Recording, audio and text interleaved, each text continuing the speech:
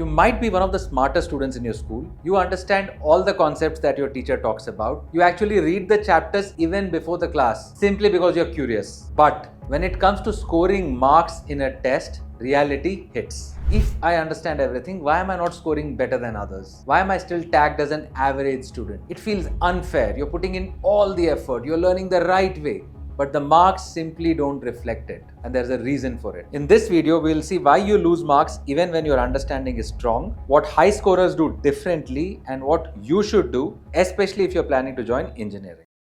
Before we start talking about losing marks and gaining them, let's recognize something about the way you learn. You're not a light learner. You learn deeply. If something gets confusing, you don't stop there. You try to understand that properly. You Google it, watch videos, ask questions. You try different explanations until it finally clicks. Sometimes you even explain it in your own words. The Feynman technique, which is a very efficient method to learn anything. And all this matters because it proves one thing very clearly. Your understanding is real, your passion is real. The system may not notice it, but this is the kind of learning that builds the foundations. And to support this kind of learning, we built an AI study guide. So whenever you get stuck, you can understand concepts faster and clearer. You're putting so much effort to understand, but then why are you losing marks? Here's the painful truth that nobody tells you. When you understand things clearly, it's very natural to try to put it in your own words. But in most exams, that doesn't work. And that is the reason why you might be losing marks. Because exams don't reward the correct understanding, they reward the answer key. To correct lakhs of papers quickly, the system needs fixed keywords, fixed steps, and the exact phrasing written in the answer key. Not because that's the best way to judge you, but because that's the only scalable way to evaluate so many answer sheets. And that's the reality of the system you are in. But here's what high-scoring students do differently. They know one thing very clearly. To get the maximum marks, they need to write the answers that the examiner is expecting. So, even if they understand the concepts very well, when exam time comes, they switch to exam mode. And here's the common misunderstanding. You might think that they cram the night before the exam. They don't. They know that cramming overnight is the surest way to forget everything in the exam hall. So they start early. They plan months ahead, schedule their study hours and organize everything carefully. And they practice a lot. Really a lot. They pick out the exact keywords and rewrite the same sentences again and again. After enough repetition, this becomes muscle memory. It's just like learning to ride a bicycle. In the beginning, you think about every pedal, but after a while, your whole body just knows what to do. And that's exactly what happens in the exam hall. Their hand writes the exact lines from the textbook almost automatically,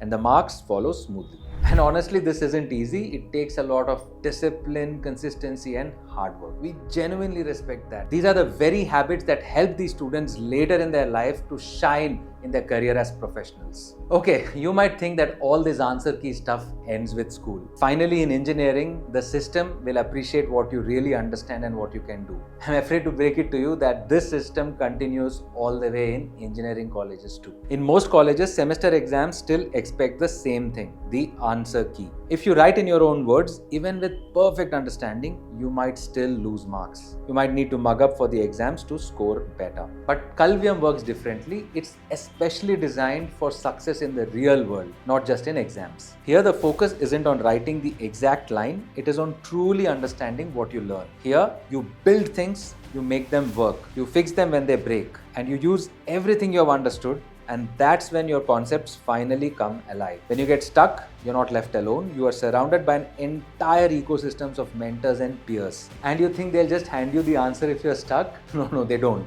Your mentors and peers work more like coaches, asking the right questions, challenging your thinking, and helping you build the confidence to find solutions on your own. And this matters far beyond college. Because in the real world, this is the skill that will shape your entire career. And this is what differentiates someone who's an average engineer to a 10x engineer. Even Arvind Krishna, the CEO of IBM, echoes the same. So the hard thing for you to learn at the end of an education, because that's where I presume many of you are, is that everything you've learned now within 3, 4, 5 years is almost irrelevant.